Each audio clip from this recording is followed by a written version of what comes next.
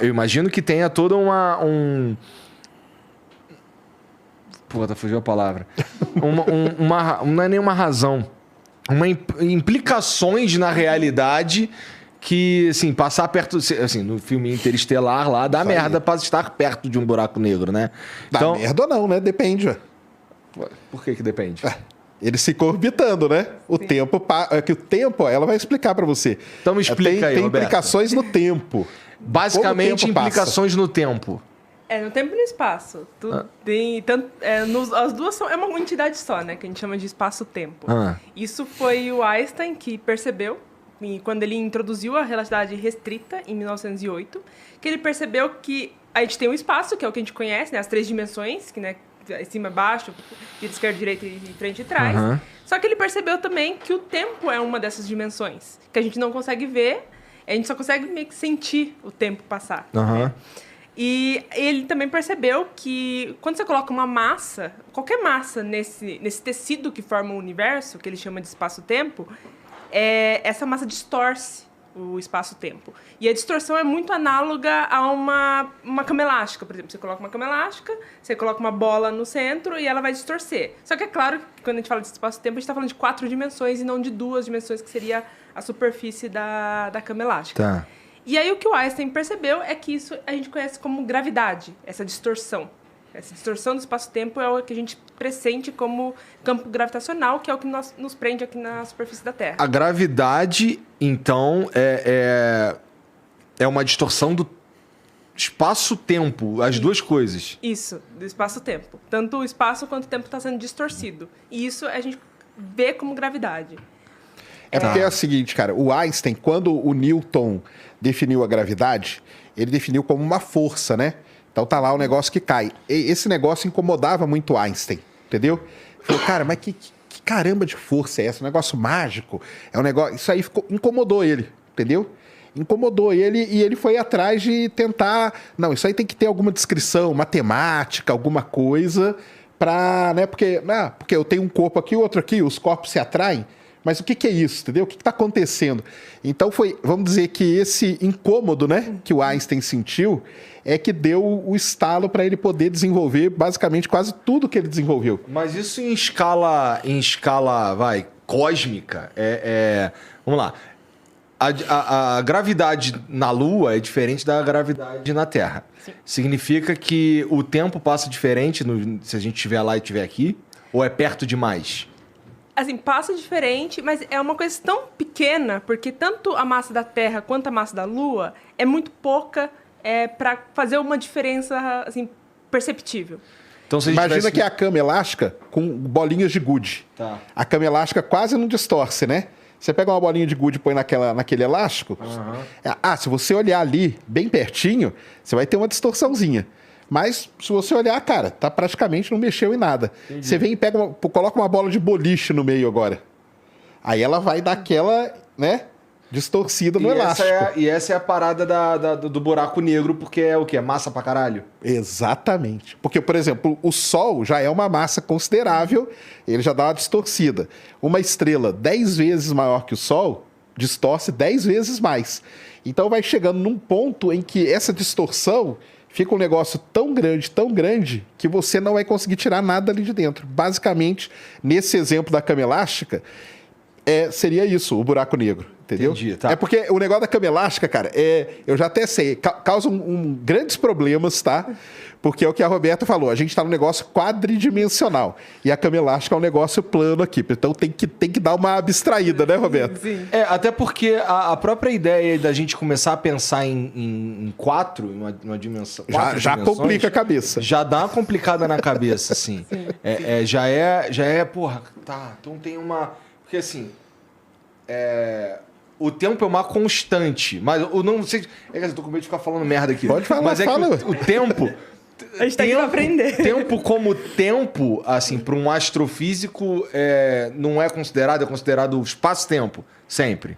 Assim, em geral a gente considera o espaço-tempo. É porque o tempo é uma coisa assim, é uma das dificuldades da física. Ninguém sabe exatamente o que é o tempo. A gente sente o tempo passar, a gente sabe que ele tem uma direção só, que a gente tá sentindo ele pra frente, né, digamos assim. Isso é um consenso?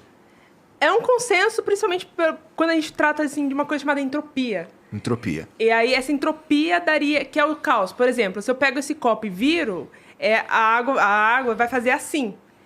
E isso aqui, você nunca vai ver a água voltando para o formato do copo. Isso é mais ou menos a analogia de entropia, né? É isso aí. E pela entropia, assim, o tempo só tem uma direção. Só vai para frente.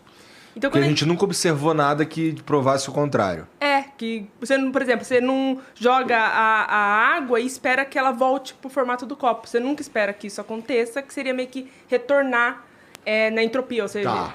Então, mas assim, quando a gente fala de tempo, é uma coisa muito abstrata, muito complicado entender o que é o tempo. Mas assim, para nós, né, que estamos aqui na Terra, o tempo é muito associado à nossa órbita em torno do Sol, né? Então, é anos, dias, horas. Isso é o tempo pra gente. Quando a gente fala de astrofísica, também a gente sempre pensa em anos, em redshift, principalmente, que é o quão distante isso está de nós, porque quanto mais longe, mais no passado a gente está olhando, né? Agora, assim, mas quando a gente fala de espaço-tempo, é isso. Exatamente. O tempo é uma das dimensões. E ela é uma dimensão temporal, justamente por ser o tempo, é uma dimensão. E ela pode ser distorcida, assim como o espaço também pode ser distorcido. Então astrofísicos podem considerar o tempo separado do espaço? Assim, para nós aqui que estamos aqui na Terra, a gente acaba considerando. Mas, assim, o espaço-tempo é uma entidade só, que é o que o Einstein... Essa foi a grande contribuição do Einstein para a física. Entendi. Tá, o buraco negro, que... Porra, primeiro, por que tu foi estudar buraco negro? Eu sempre gostei de astronomia, sempre. E buracos negros, assim, tem aquele ar misterioso em torno dos buracos negros, de ser esses objetos, que ao mesmo tempo que eles são muito simples, eles são os objetos mais misteriosos. Então, eu sempre gostei muito. E, assim, quando eu entrei eu fui pra física, e eu acho que o buraco negro, talvez, não sei se o Sérgio vai concordar comigo, não, que buraco negro é onde astronomia e física se encontram perfeitamente.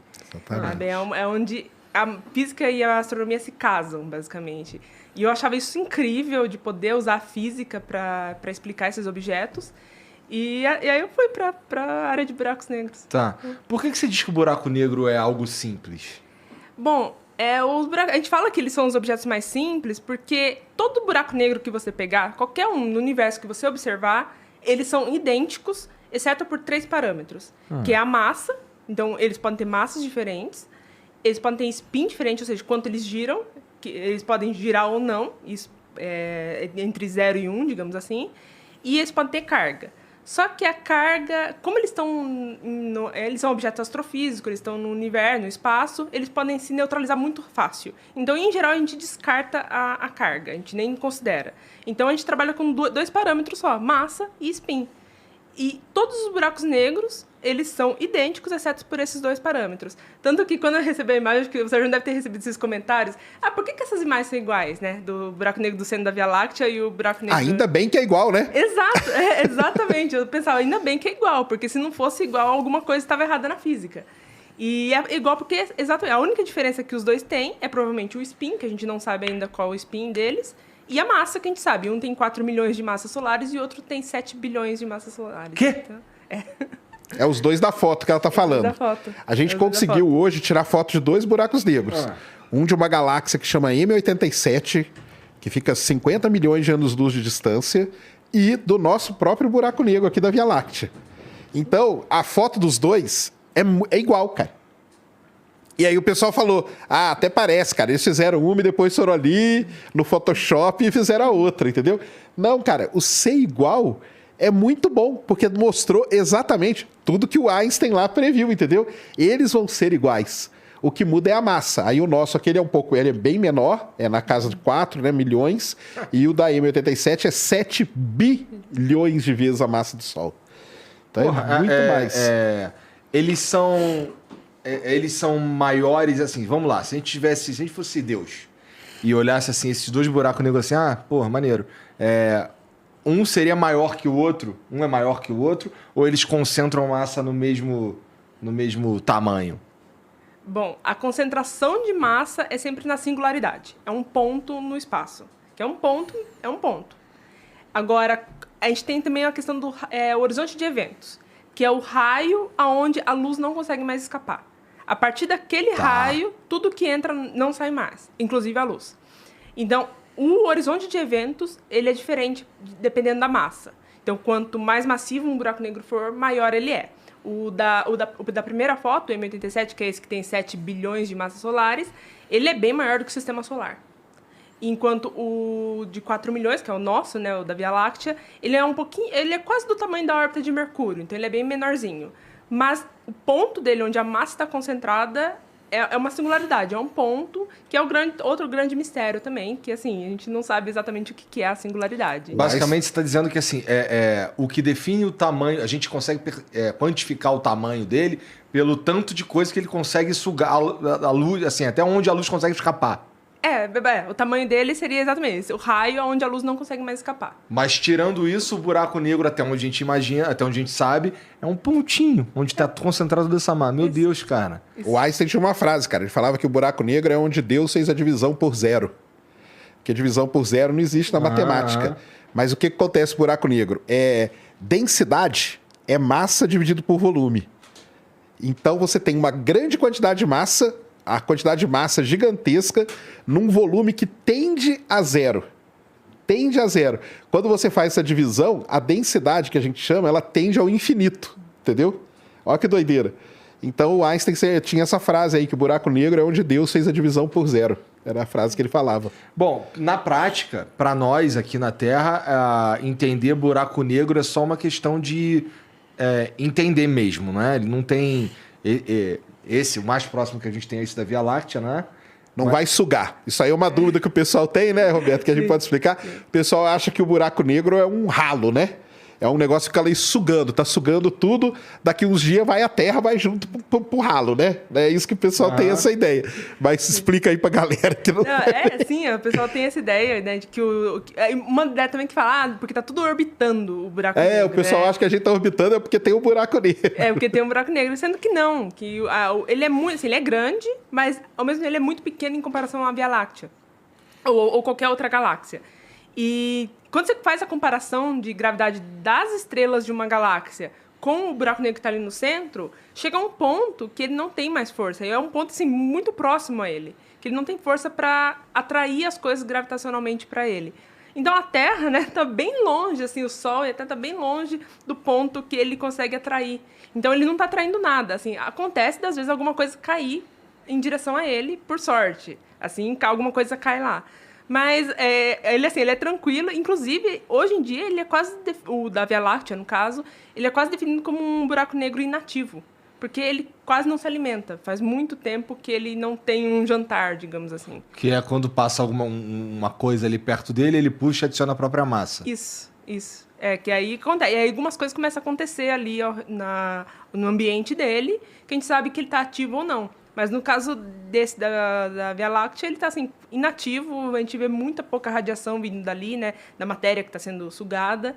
Então a gente já está quase ali inativo mesmo. Como é que a gente consegue tirar foto de uns troços desse longe pra caralho, cara? A questão nem é estar longe ou estar perto, né? A questão do buraco negro é que ele tem esse nome aí, maldito. Justamente porque a luz não escapa dele. Como que você vai tirar, né? É uma loucura, né? Você pensa assim, cara, como que nós vamos tirar a foto de um negócio que não sai a luz, aqui, cara? Mas eu achei que fosse ser muito burra essa. Mas então, uma das maneiras de identificar um buraco negro, antes da gente chegar na foto lá, que aí ela vai explicar direitinho, quando uma estrela está orbitando e ela entra no horizonte de eventos, entrou no horizonte de eventos, então não escapa mais. Tá. Aí acontece o efeito que um outro cara descreveu, que é o Stephen Hawking, que é a espaguetificação. Ele puxa a estrela, é como se ele pegasse a estrela, puxasse a estrela assim, ó, e virasse ela como se fosse um espaguete. Só que esse processo acaba emitindo radiação. Então, às vezes, né, por muita sorte, o astrônomo está olhando para o lugar certo, na hora certa, e vê aquele fenômeno, e na hora que você calcula pelo que você está medindo ali, que é aquela radiação, a única massa que é capaz de fazer aquilo é algo que tem, sei lá, 20, 30 vezes a massa do Sol, que é um buraco negro. Então, essa é uma maneira de identificar um buraco negro. Outra maneira é o disco, né? Que é o disco de acreção que a gente fala. Isso em buracos negros, igual o da Via Láctea, da M87, cria-se um disco de matéria girando. Só que essa matéria, ela gira no que a gente chama de velocidade relativística. Então, uma determinada porcentagem da velocidade da luz. 40, 60, 30% da velocidade da luz, que é rápido pra caramba. E isso girando muito rápido, esquenta muito. E aí começa a emitir radiação em vários comprimentos de onda. Aí é um festival, né, Roberta? É por aí, né? Sim. Aí emite em raios gama, emite em raios X, né? Infravermelho também, né? Rádio também e tal. Aí chega na tal da onda de rádio. A onda de rádio. E é aí que a gente conseguiu fotografar esses dois... A gente radiografou, então. Basicamente, né? É como se fosse. E aí explica para nós a foto do buraco negro aí, então. Então...